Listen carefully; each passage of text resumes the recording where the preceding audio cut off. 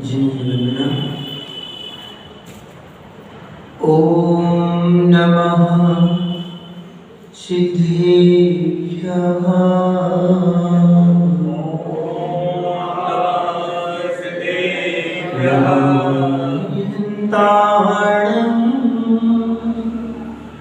नमो सिद्धाणं नमो मायियाणं नमो इच्छायाणं नमो लोये सर्वसागुणम्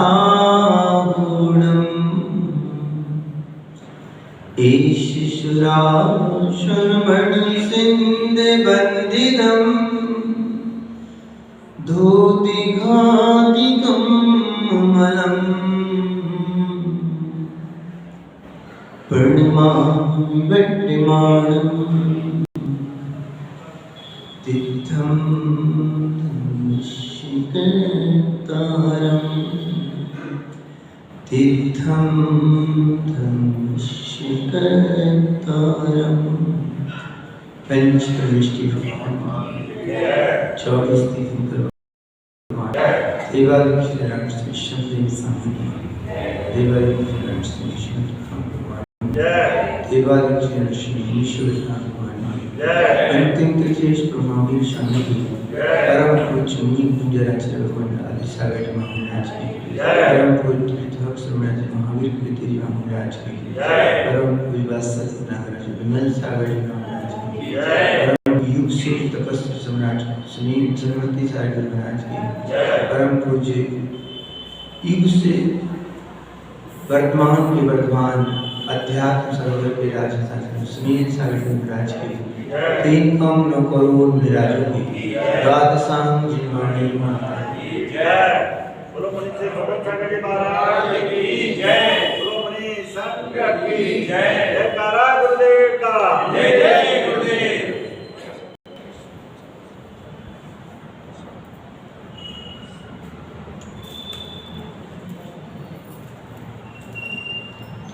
उपस्थित प्यारी प्यारी दिव्यात्माओं,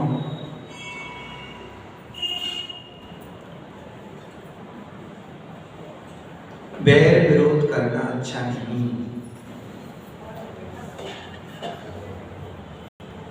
बैर अच्छा नहीं होता, विरोध अच्छा नहीं होता।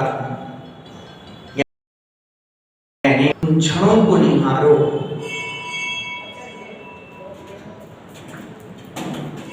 जिसे हम शत्रु कह रहे हैं। वे भविष्य में मित्र भी हो सकते हैं। अहो ज्ञानियों, प्रतिशोध की भावना आत्मशोध का अभाव करा देती है। जिनमें ज्ञानी प्रतिशोध की भाव होते हैं उनके जीवन में आत्मशोध का अभाव होता है। विभाव परिणाम हमें अपने से मिलने नहीं देते हैं। जरूरी नहीं है कि क्रोध में व्यक्ति का चेहरा तमतमाता रहे, अंतरंग में भी कषाय भरी हो सकती है। अंतरंग में कषाय आएगी तो बहिरंग में आ भी जाती है। ज्ञानियों जहाँ प्रतिशोध भाव की दृष्टि है वहाँ आत्मशोध किंचित नहीं। सभी का अपना अपना योग है, क्षयोपशम है, बुद्धि है। पर्याय बदलेगी, परिणाम भी बदल जाएंगे, पर बंद तो हो ही जाएगा। यानी जिन चीजों से हमने क्रोध किया है, जिन चीजों को लेके हमने कसाय के परिणाम किए हैं, वो चीज भी नष्ट हो जाएगी और परिणाम भी नष्ट हो जाएंगे। पर जो बंद हुआ है वो खुद को भोगना होगा। जैसे आपने किसी पैसे के लेकर के कसाय करे, सामने वाले ने इतना पैसा क्यों नहीं दिया, कसाय कर ली। अरे ज्ञानी वो पैसा भी नष्ट हो जाने वाला है, एक दिन उसमें भी आग लग जाएगी। पैसा है वो भी नष्ट हो जाएगा, जल जाएगा, कचरे में चला जाएगा, कभी ना कभी तो जाएगा। पर जो राग का जिससे परिणाम किया वो भी नष्ट हो जाएगा। पर जो तूने एक दूसरे से दूरियां बना ली, कसाय पैदा कर ली, उसका फल तो खुद को ही भोगना होगा। विचार करो चेतन, हम व्यर्थ में परिणाम खराब करते रहते हैं। जिससे मैं राग कर रहा हूं यानी वो भी नहीं रहेगा, और जो राग के परिणाम हैं वो भी नहीं रहेंगे। कर्म बंद होगा, वो मुझको ही भोगना होगा। कोई किंचित अहित करने वाला क्यों ना हो, तब भी भव भ्रमण से जीवता है। कसाय बढ़ाना या घटाना एक हमारे हाथ की बात है, हमारे ऊपर है। आज ये मत कहना कि हमारे यहाँ है नहीं, कौन हमारे हाथ की बात है, ये तो भाई दूसरे के आश्रित है, हमारे हाथ की बात नहीं, कुछ भी नहीं। माना कि दूसरा तुम्हें कषाय में कह रहा है, पर परिणाम तो तुम्हारे स्वयं के हैं, भाव तो स्वयं के हैं, परिणति स्वयं की है। हम परिणामों को चाहें तो नियंत्रण रख सकते हैं, ना चाहें तो ना रखो। आत्मचिंतन करके परिणामों को संभाला जा सकता है। ना चाहो ज्ञानी तो कसाय कर सकते हैं, आप चाहो ज्ञानी तो घर को स्वर्ग के रूप में परिवर्तित कर सकते हैं, और चाहो तो नरक की पर्यावरण में परिवर्तित कर सकते हैं। मानो आप घर से निकले हो, मंदिर की ओर गए, वहां घंटियों की आवाज आ रही, धूप की सुगंध आ रही हो, तो आप अनुमान लगा लेते हो कोई यहाँ मंदिर है, देवालय है। यानी घंटी की आवाज सुनते ही चेतन, धूप की सुगंध लेते ही हमें बोध हो जाया करता है कि कहीं देवालय है, कहीं प्रभु का मंदिर है।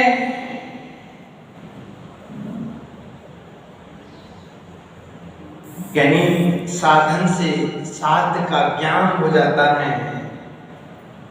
एक साधन से साध्य का ज्ञान होना एक अनुमान है। अनुमान ज्ञान से मालूम पड़ जाता है। आपने धूप की सुगंध को घ्राण इंद्रिय से जाना, विषय ग्रहण किया। घंटी की आवाज यानी आपने कानों से सुनी, परमात्मा आपको अभी नहीं दिखे, तब भी आपने जान लिया कि परमात्मा का मंदिर कहीं पास में है। ज्ञानी घंटी की आवाज से तुम्हें सुनाई दी है, धूप की सुगंध सिर्फ तुम्हारे पास आई है। अभी देवता नहीं आए दिखे, प्रभु नहीं दिखे, पर मंदिर का अनुमान लगा लिया कि कहीं ना कहीं पास में जिन भगवान का मंदिर है। एक घंटी की आवाज, एक धूप की सुगंध से आप अनुमान कर लेते हो कि मंदिर है। जहां घंटियां बज रही हैं वहां मंदिर है। यानी जिसके घर में घंटियां बज रही हैं, जिसके घर में घंटियों की आवाज आ रही है, मुख से प्रभु गुणगान की आवाज आ रही है, अनुमान लगा सकते हो उन घरों में कोई पवित्र जीव रहते हैं। और जिन घर में आपस में कसाय की आवाज आ रही हो, विकार लड़ाई की आवाज आ रही है, तेरे मेरे की खींचातानी की, और विकार की आवाज सुनाई दे रही, समझना वो घर के जीव नारकी हैं। क्या है? अनुमान से पता लगा लिया। यानी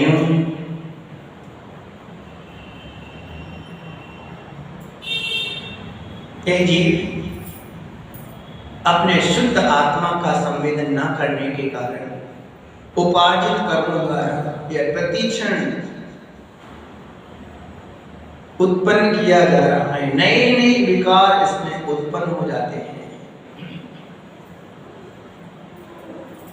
शुद्ध स्वभाव के संवेदन के अलावा शुद्ध स्वभाव के संवेदन से हटकर यह जीव कर्मों को उत्पन्न करता है। कषाय परिणाम करके यानी यह कर्मों को उत्पन्न कर रहा है। अपने स्वरूप को भूल करके यह कर्मों को निरंतर बांध रहा है। ओ यानी जहां आपस में स्नेह से लोग रहते हों, वात्सल्य से रहते हों, वो पता पड़ जाए कि वह घर तो कोई पवित्र स्थान है, वहां रहने वाले लोग पवित्र हैं, पर जिन घरों में लड़ाई होती हो, ना आपस में स्नेह के भाव हो, न प्रेम वात्सल्य हो, प्रति क्षण जहां क्लेश की आवाजें सुनाई दे रही हो, समझ लेना यानी यहाँ पास में कोई नरक भवन बना हुआ है। नरक नारकी जीव रह रहे हैं। क्यों? आप अपने भवनों को नरक का नाम सुनकर के आश्चर्य करते हो। अरे आप अपने घर को नरक बनाना नहीं चाहते, नरक के नाम से आप डर जाते हो। नहीं, यानी मुझे मेरा घर तो घर ही रहने दो, नरक क्यों?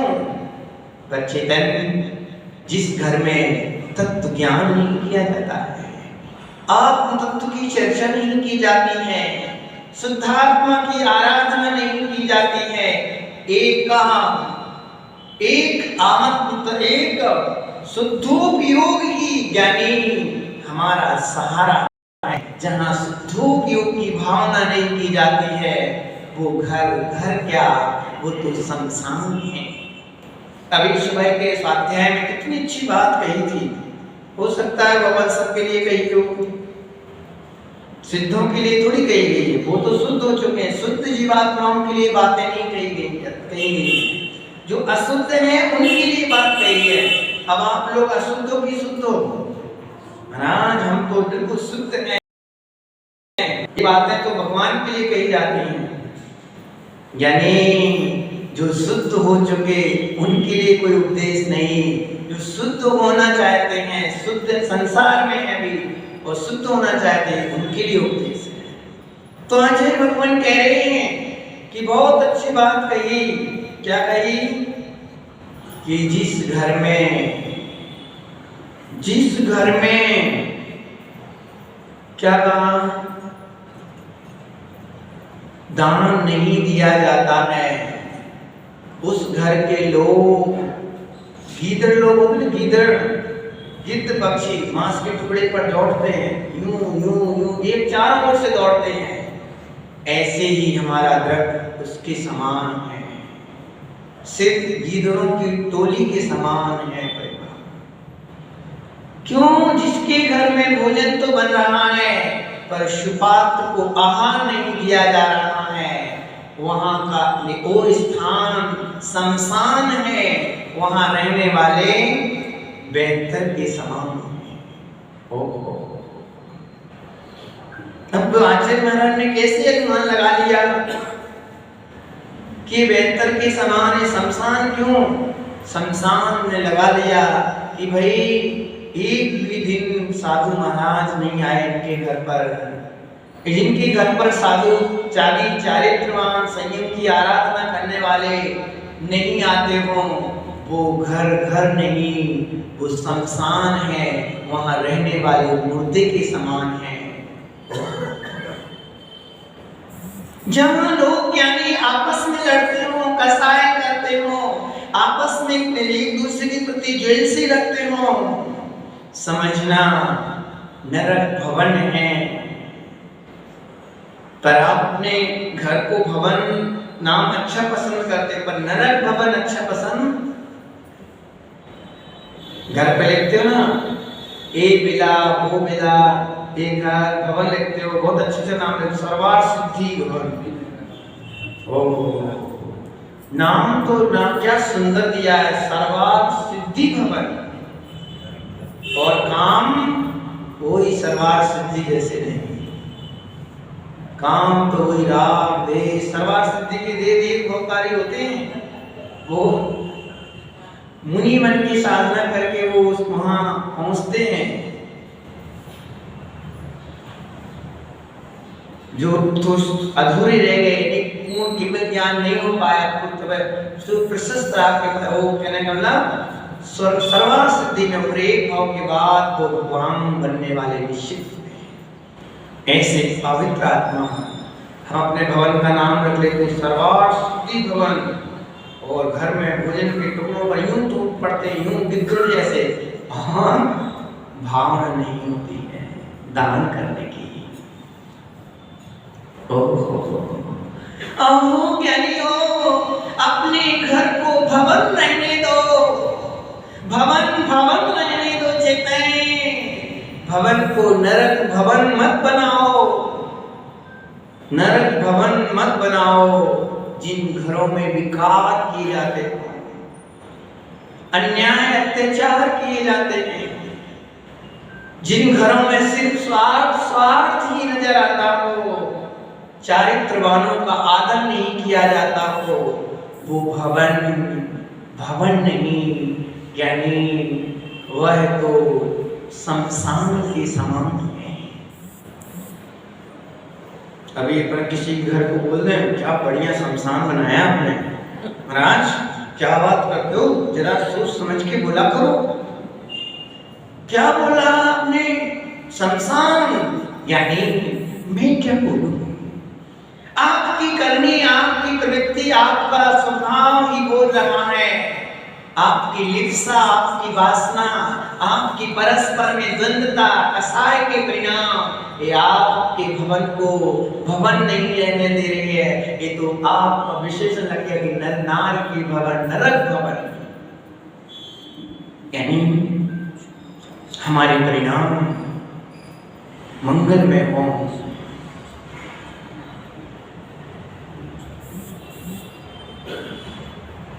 आचार्य भगवान कहते हैं बात, आप सोचो महाराज जी आप कहां से बोल रहे हो। आचार्य भगवान ग्रंथों कहते हैं, जीव कांड ग्रंथ में, कि घर में, समाज में, राष्ट्र में लड़ाई हो रही है या लड़ते हैं लोग, समझ लो या तो वो नरक से आए हैं या नरक जाने की तैयारियों में लगे हुए हैं। भाई आजकल तुम आते नहीं हो, महाराज क्या करूं, भाई मानता नहीं है, भाई से लड़ाई होती रहती है, दिन भर 24 घंटा आता है और घर में बस खाना खाना राग दिख रहा है, इसी क्रियाओं में लगे रहते हैं। वासना, हिंसा में आनंद माना, झूठ में आनंद माना, चोरी में आनंद माना, परिग्रह संरक्षण में कभी दामन बनने का भाव है। निरंतर घर के लोग आने दो, एक तृष्णाओं में जी रहे, यानी अब पूरी जोर शोर के साथ नरक जाने की तैयारियों में लगे हुए हैं। कहाँ जाना है, नरक जाने की तैयारी। धन्य है वो निराश हो जो निरंतर अपने शुद्धात्मा की भावना में रहती है। एक पल भी जो अपने आत्मतत्व की विस्मृति नहीं करते, निरंतर यानी शुद्धात्मा के चिंतन में ले रहते हैं। आलम्बनम च मे आना, आत्म तत्व ही मुझे एकमात्र आलम्बन लेने योग्य है। कहीं कोई वैभाविक भाव आने लग जाए, तुरंत स्वरूप की दृष्टि बनाते हैं, ये मेरे आत्मा का स्वरूप नहीं है, मैं तो चैतन्य हूं। यानी ऐसे आत्म सम्मुख रहने वाले जीव अपने मोक्ष महल को बनाने में तैयार रह रहे हैं, मोक्ष जाने की तैयारी में है वो। आप ईर्ष्या करो, गुस्सा करने लग जाओ, मैं इनको मोक्ष नहीं जाने दूंगा, मैं इनके टुकड़े टुकड़े कर दूंगा, इनको नष्ट कर दूंगा। ज्ञानी, तुम तन के टुकड़े तो कर पाओगे दुश्मनी के परिणामों के साथ, पर तुम उसके आत्मा के टुकड़े त्रिकाल में करने की सामर्थ्य रखते नहीं, वो सामर्थ्य है ही नहीं। इसलिए वो निर्भय रहते हैं, आनंदित रहते हैं, मैं चैतन्य हूं। यानी तुम निर्भय और आनंद में अपने मान शुद्ध आत्मा का एक संवेदन, मैं चेतन में हूं। निरंतर विभाव भाव से मुक्त का भाव करते हैं, मेरा स्वरूप नहीं है। वैभाविक परिणाम मेरी निज आत्मा की संपत्ति नहीं, मेरा स्वरूप तो चैतन्य में है। इससे बड़ी संपत्ति ज्ञानी और कोई नहीं होती है। स्वभाव के सम्मुख होना, निस्वभाव की दृष्टि बनना, शुद्धोपयोग की मात्र एक सरल स्वीकार करना, यानी इससे बड़ी जीवन में उपलब्धि क्या हो सकती है? इससे बड़ा वैभव जीवन का क्या वैभव हो सकता है? इससे बड़ी समृद्धि हमारे जीवन की क्या हो सकती है? मैं तो उपयोग में ही हूं। यानी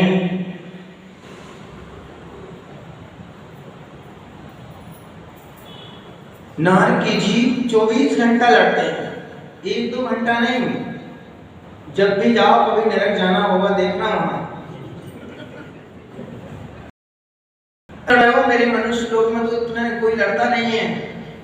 अरे भाई, मैं क्या कर रहा हूँ, पूर्व होगा इतना कषाय बांध रखिए कि एक दूसरे को, माँ भी होती ना, माँ काजल आंचती है तो बेटा उल्टा हाथ लगाता है कि काजल आ रही, तो दूसरे नारी को देखो, तुम्हारी माँ तुम्हारी आंख फोड़ती थी, देखो देखो।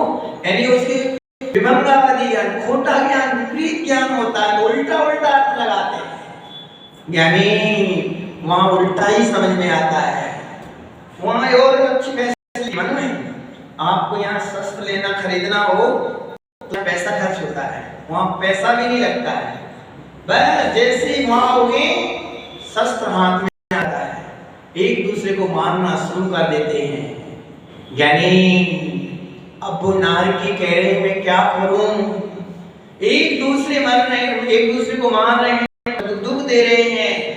वो उनकी कसाय भाव एक दूसरे को आकर्षित कर रहे हैं, कसाय पैदा करने के लिए उत्साहित कर रहे हैं। यानी पहले वाले भाव में तुमने कसाय के भाव किए थे, दूसरे के अस्तित्व को मानने का भाव किया था, छल प्रपंचों में मन लगाया था, अहंकार और क्रोध में तुमने अपने परिणाम बनाए थे। क्रोध में आकर के दूसरे के जीवन को नष्ट करने का भाव बड़े उत्साह से बनाया था। उसका फल यह है कि तुम सागरों पर्यंत तक उसमें अब आपस में लड़ते रहो, परस्पर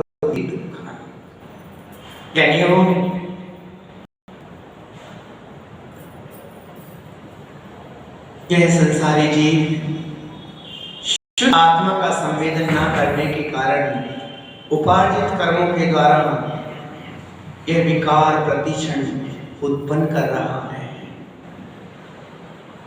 नए विकार प्रतिदिन उत्पन्न होते हैं। कभी कभी घबराहट होती है कि क्यों आ गए,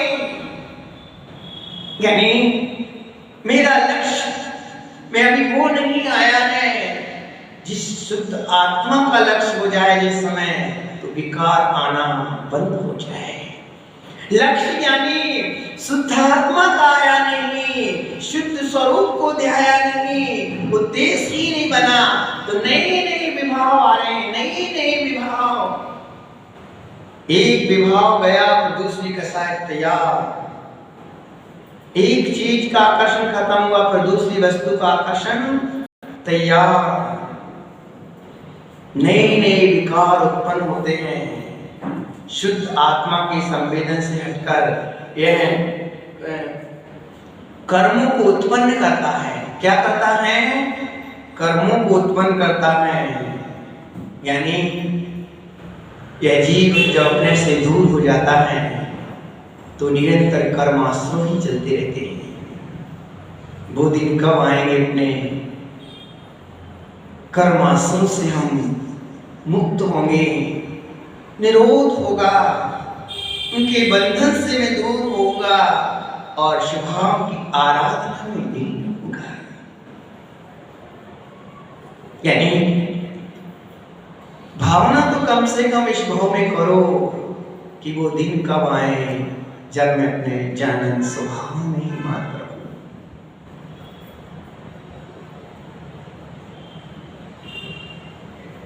ज्ञानियों, एक पदार्थ दूसरे की परिणति करने में बिल्कुल समर्थ नहीं है, वस्तु स्वरूप ही ऐसा ही है।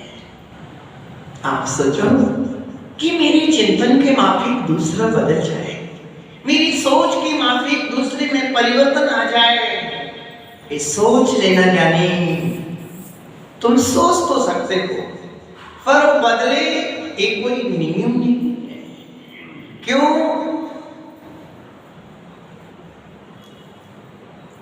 वस्तु स्वरूप ऐसा है कि वो स्वयं स्वयं में परिणमन करता है, दूसरे की इच्छा के अनुसार नहीं। अरे खुद परिणाम करे और दूसरे परिणामे परे पदार्थ तो स्वयं ही परिणमन करते हैं, स्वयं स्वयं ही परिणमित होते हैं।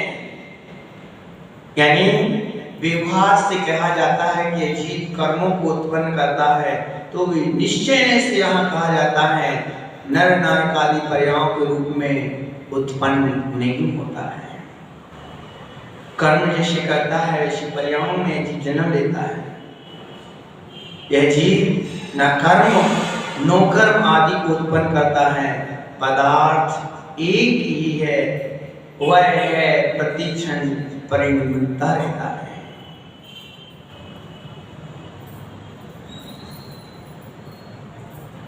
हर एक पदार्थ यानी अपने अपने में परिणमन करते हैं, कोई पदार्थ एक दूसरे रूप परिणमन नहीं करता है। द्रव्य में सभी द्रव्यों में 8 सामान्य गुण होते हैं। कितने होते हैं? तो प्रथम जो 4 गुण हैं और वे परिणमन का संबंध रखते हैं। जो अस्तित्व गुण है आत्मा का, आत्मा का जो गुण है अस्तित्व, और अस्तित्व गुण यदि उद्दंडता करने लग जाए कि मैं तो है का काम करता हूँ चाहे कुछ भी हो जाए, जैसे घड़ी का हाथ में लेकर नाम तो घड़ी ना बोले और बोले है पदार्थ है, ये चौकी है, ये वस्तु है, ये पेन है, ये पुस्तक है, आदि आदि नाम आदि सभी रूप से सभी हैं, यूं बन जाए, ये अधिक प्रयाण बन जाए।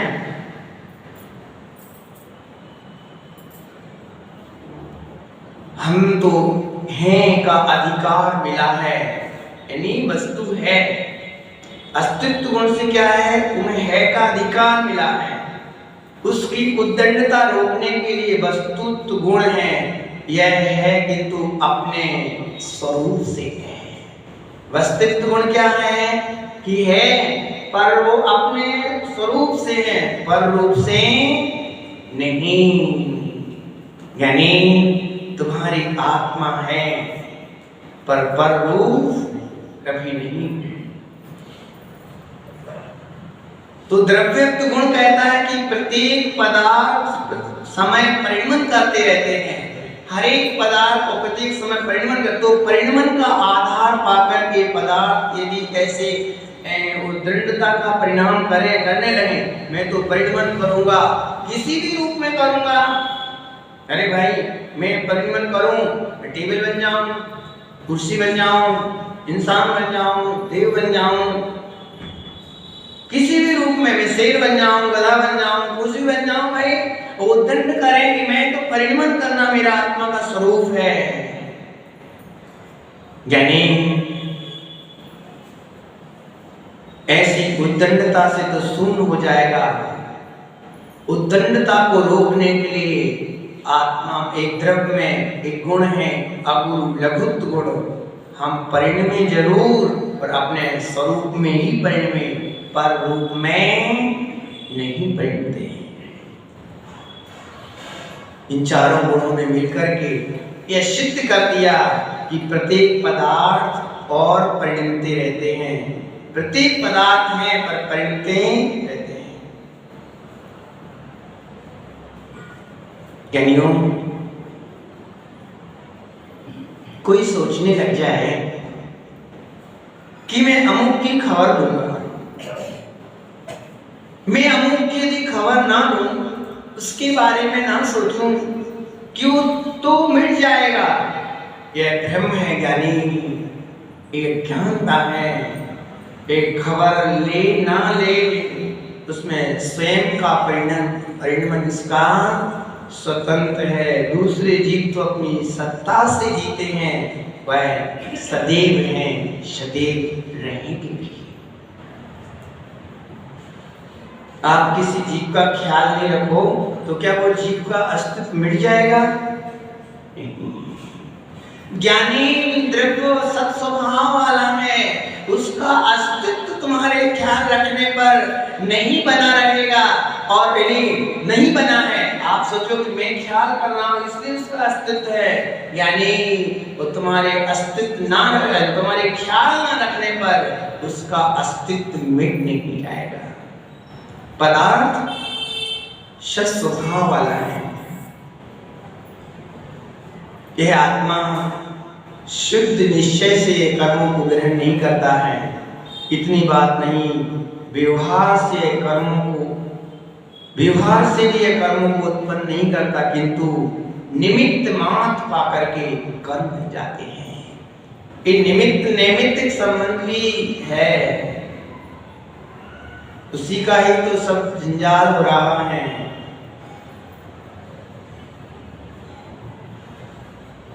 कर्मों को उत्पन्न किया। यानी आपने पढ़ा होगा द्रव्यार्थिक न्याय, और होता है यदि द्रव्यार्थिक न्याय से तो नित्य है और पर्यार्थिक न्याय से अनित्य है, नष्ट होता है।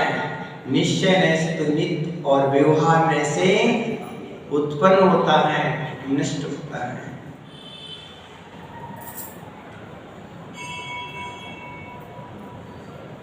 ज्ञानियों, कोई शिष्य यदि पूछता है कि सब पदार्थ की बात तो घट जाएगी, क्योंकि देखते ही है कि कोई रोटी कच्ची है तो कोई रोटी पक्की है, वो कम बढ़ रहती है, परिणमन जरूर नजर आता है। जीवों का परिणमन मुझे समझ में आ रहा है। अभी यहाँ अशांत थे, अब थोड़ी देर बाद ये शांत हो गए। ये भी थोड़ी देर के पहले अहंकार कर रहे थे, अभी वो मार्दव धर्म में परिणत हो गए, और अभी परिणाम कुछ और थे, थोड़ी देर के बाद भाव कुछ और है। अभी क्रोध में जल रहे थे, अभी इनकी शांत परिणति, आराम से बैठे। यानी सिद्ध भगवंतों में भी उत्पाद व्यय ध्रुव होता है, सो तो समझो उत्तर देते वहां मुक्त जीवों का परिणमन पर प्रति क्षण सदृश रूप में होता है, शुद्ध रूप में। सिद्ध भगवान शुद्ध रूप में परिणमन करते हैं, और कुछ दूसरे रूप में नहीं होता है। अब समझ लो ये कोई बल्ब जल रहा है, उसमें निरंतर बिजली जा रही है, पर वो अपन को पता पर जल जरूर रहा है। यानी सुबह से जल रहा है, परिणमन उसमें जरूर हो रहा है।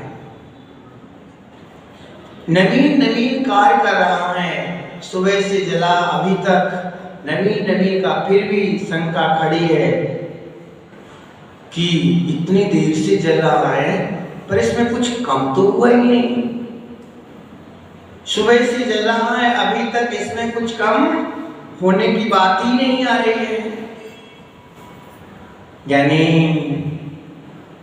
परिणमन प्रति समय हो रहा है। एक एक सेकंड में नया नया काम हो रहा है। प्रति क्षण ज्ञानियों, जैसे कोई आदमी है और अपने हाथ पर 10 शेर का वजन, अपने हाथ पर 10 शेर का वजन लिए हुए है, 5 मिनट खड़ा होगा, एक सा खड़ा होगा, स्पीड से नहीं खड़ा हो गया, ना डुलता है, केवल खड़ा हुआ है, तो क्या वह 5 मिनट पहले काम कर रहा था वही काम अभी कर रहा है? नहीं, प्रति क्षण काम उसका हो रहा है। आपको ये जरूर दिखाई दे रहा है कि ये वजन उठा करके खड़ा हुआ है, वही काम आधे घंटे से कर रहा है, पर प्रति क्षण उसकी शक्ति उसमें लग रही है और प्रति समय की वर्तना से वह वजनदार होने से साधने का काम बना हुआ है। 1 घंटे से कार्यशक की मुद्रा में खड़े हुए हैं, ना पैर हिल रहा है, ना सिर हिल रहा है, कोई मनुष्य क्या कर रहा है? तो कार्य से आधा घंटा हो गया, जो आधा घंटे हुआ वही कार्य कर रहे हैं, 1 घंटे से वही काम चल रहा है। क्या वही काम है? नहीं, प्रति समय काम, प्रति समय वह प्रति समय नया नया काम कर रहा है, नई नई शक्ति पैदा कर रही है, नया नया वर्तन हो रहा है, वही काम यानी प्रति समय हो रहा है। ज्ञानियों, यानी कहने का मतलब यह है कि हर एक द्रव्य का परिणाम अपना अपना स्वतंत्र है। जिन भगवान भी शुद्ध स्वरूप में विराजे हैं, उनका परिणमन भी शुद्ध शुद्ध रूप में सदा चल रहा है। हमें समझना है वस्तु स्वरूप, अपने जीवन को आनंद बनाना है। यानी तो वस्तु स्वरूप का ज्ञान मोह को तुम हटा नहीं सकते हो। जिन जिन को यदि मोह को भगाने का भाव है, आप लोगों को मोह को पालने का भाव है, तो कोई तकलीफ नहीं, जैसे जी रहे आनंद में और आशीर्वाद लेने जाओ, संसार में बसने का नहीं। यानी संसार मोह को पालना है तो खूब मोह करो, कोई टेंशन नहीं है, पर मोह को हटाना है तो वस्तु स्वरूप को समझना होगा। यानी क्लेश भी एक किस्म का नहीं है, मोह भी एक किस्म का नहीं है। धन का मोह, किसी को बेटों का मोह, किसी को पत्नी का मोह। महाराज मेरा तो किसी से मोह नहीं है, देखो तो मैं घर से बाहर ही नहीं निकलता हूँ, दिन भर घर में ही रहता हूँ, किसी से कोई लेना देना नहीं। मंदिर में कोई आ जाए तो वो पूछने भी नहीं आने का, आपकी बात नहीं कर रहा हूँ, किसी से बात ही नहीं करता हूँ। यहाँ तक कि कोई अतिथि भी आ जाता है तो हाथ जोड़ने का भाव ही नहीं, देखियो क्या मोह करना किसी से भी नहीं बोलता हूँ मैं तो। यहाँ तक कि महाराज जी को भी घर में नहीं लाता हूँ, बाहर के बाहर, किसी से मोह ही नहीं है। यहाँ तक भगवान के दर्शन भी नहीं करने जाता हूँ, बिल्कुल किसी से मोह ही नहीं है मेरा। ना भगवान की कलश करता हूँ, न तो भगवान से मोह हो जाए, किसी से मोह नहीं करता हूँ। मैं तो अपने घर से रहता हूँ, अपनी बीवी, अपने बच्चे। ओहो, ज्ञानी मोह के भी कई प्रकार हैं। तुझे मोह अपनी 4 दीवारों से है। अहो चेतन, यही मोह तो तुझे धर्म नहीं करा पा रहा है, धर्म में बाधा दे रहा है, तुझे धर्म में उत्साहहीन कर रहा है, तेरे अंदर विराटता उदारता का भाव समाप्त कर रहा है। तुझे आनंद में जीना चाहिए था, वो क्लेश में भर दे रहा है। मोह, किसी को धन का मोह है तो किसी को परिवार का मोह है, अपन आपको किस किस का मोह है, विचार करो। महाराज जी अभी नहीं बताओ, कब बताओगे? वो तो अपने आप पता पड़ जाए, पता पड़ ही रहा है। देखो अभी हाल प्रवचन समाप्त हुए, जीव कहाँ दौड़ के जाता है पता पड़ जाएगा। सबको अपनी अपनी गली याद है। कहाँ है? चंद्र लोक पर भी यदि छोड़ देना तो घर वापस आ जाएगा। वो ले नहीं जा रहा है अभी चंद्र लोक वाले, पर वो घर वापस आ जाए। बांसवाड़ा की, बाहुबली की कॉलोनी की कोई नंबर 1 नंबर 2 जो गलियां हैं आपकी, वो गलियों में घर पहचानने लगे। क्यों? याद आएगा। क्या बलिहारी है मोह, हे मोह, इस जीव को चंद्रमा पर भी ले गया। समझ लो आपकी भाषा में, चंद्रमा पर भी ले गया तो भी वहां से जीव आकर के घर भूलता नहीं है। क्या महिमा है, कितना अच्छा काम है भाई। मोह को बसा लो तो तुम कहीं जाओगे नहीं वापिस। अभी सब दादा आत्मा है, सब देखो घर पहुंचने वाले अभी हाल। क्या बात है, ऐसे ही सोया करो। यानी किसी को इज्जत का मोह है। कई लोग होते ना अपनी इज्जत बनाने का मोह रहता है। हाँ, इज्जत न कम ना हो जाए, भले कितना पैसा खत्म हो जाए कोई तकलीफ नहीं, इज्जत रहना चाहिए। कई लोग अपना नाम बढ़ाने के लिए लाखों का दान कर देंगे और जहां दान नाम नहीं आएगा 1 रुपया भी नहीं निकलेगा उसमें। जैसे कोई लोग होते हैं ना, कोई पक्षियों के दान देने जाते हैं और कुछ दाना तो पहले दिखाते हैं, फोटो खिंचवाते हैं, अखबार में देते हैं, फलाना कहते पता पड़ जाए कि इतना दान दिया है भाई साहब ने। अरे भाई किसको दिखाना है? इज्जत का मोह है ज्ञानी को। इज्जत मेरी बनेगी, लोगों में पहचान बनेगी। भाई साहब बहुत गरीबों के घर पे जाते हैं पर फोटो नहीं तो बताओ, इतनी सारी फोटो घर में लगा रखी है। भाई साहब पता पड़े कि मानव सेवा समिति के ट्रस्ट के अध्यक्ष हैं। अरे दान करना है तो फोटो खिंचवा, कोई तकलीफ नहीं, प्रेरणा मिलेगी। पर ये अंदर ये भाव नहीं आना चाहिए कि 4 लोग आएंगे और मेरी इस चित्र की ये जो चाहे काम है इसकी प्रशंसा करेंगे। एक काम नहीं, सिर्फ प्रशंसा का है। सबके कुछ ना कुछ मोह लगा हुआ है, पर यह सब मोह आपके दुख का ही कारण है। किसका कारण है? चाहे वो ज्ञानी इज्जत का मोह हो, परिवार का मोह हो, कुटुंब का मोह हो, बेटा बेटियों का मोह हो, पत्नी का मोह हो, ध्यान रखना ये सब दुख का ही कारण है। ऐसे हिम्मत ज्ञानी पुरुष में होती है कि वह समझ जाएगा कि मुझे संसार में कोई जीव नहीं जानता तो उससे हानि नहीं। एक बल किसमें आ सकता है कि कोई जीव मुझे नहीं जाने तो मुझे और आनंद आएगा? यानी ऐसा साहस तो कोई ज्ञानी जीव ही कर पाएगा।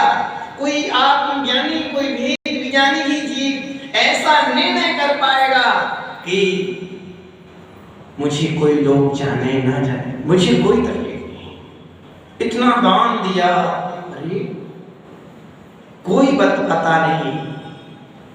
अज्ञानी जीव तो कहे इतना सारा दान दिया और तुम नाम तक की भी नहीं कोशिश करे।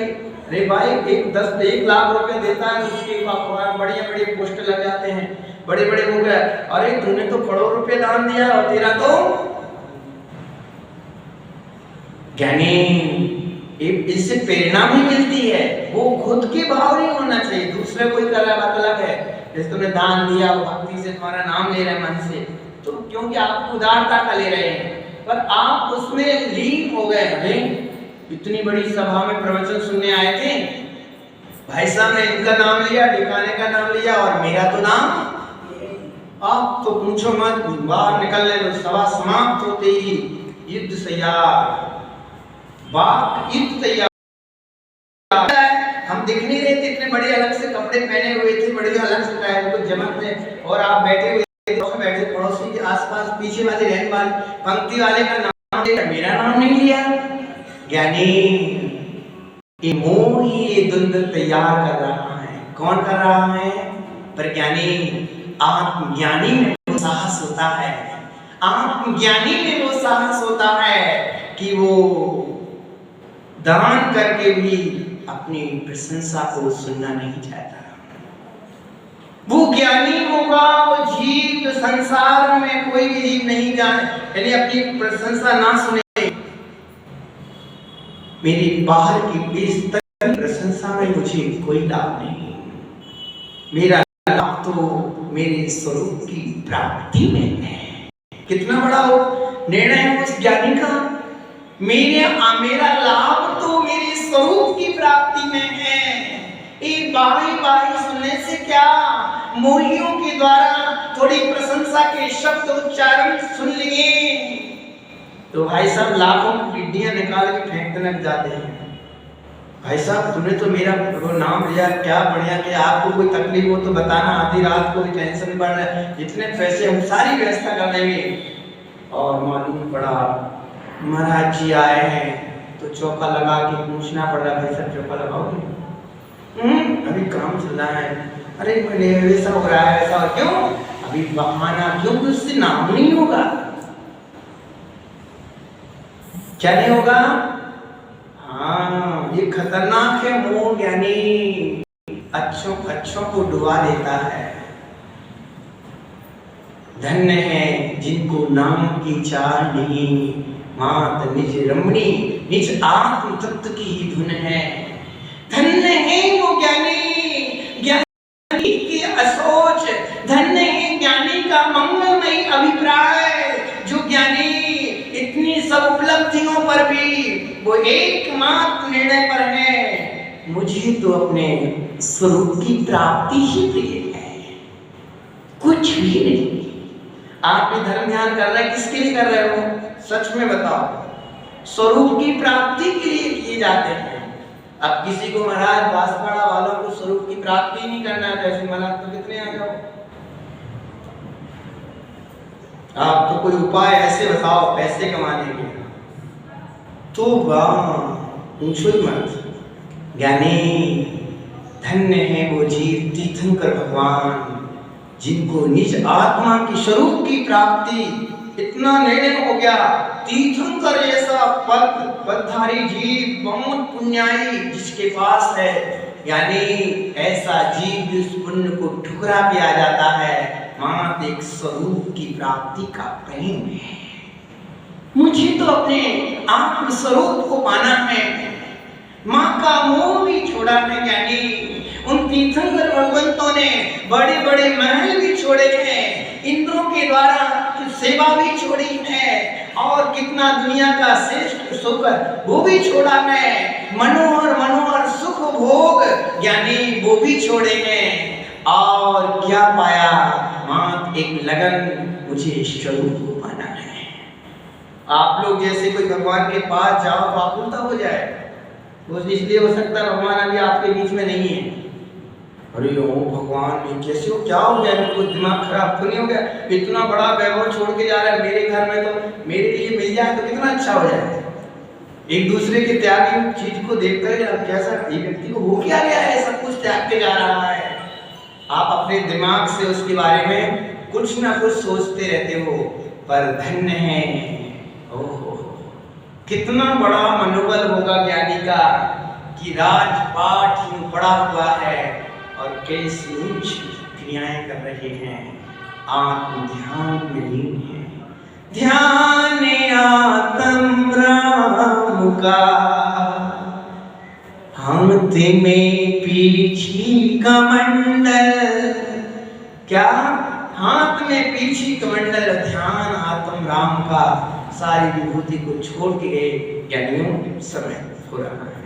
अपने जीवन में शुद्ध आत्म तत्व की आराधना करो, ज्ञान की वो दृष्टि बनाए, इस बल से हम अपने आप को पावन बना सके। मंगल भावना से भगवान महावीर स्वामी की, श्रीमद्नाथ भगवान की, आचार्य सुनील सागर महाराज की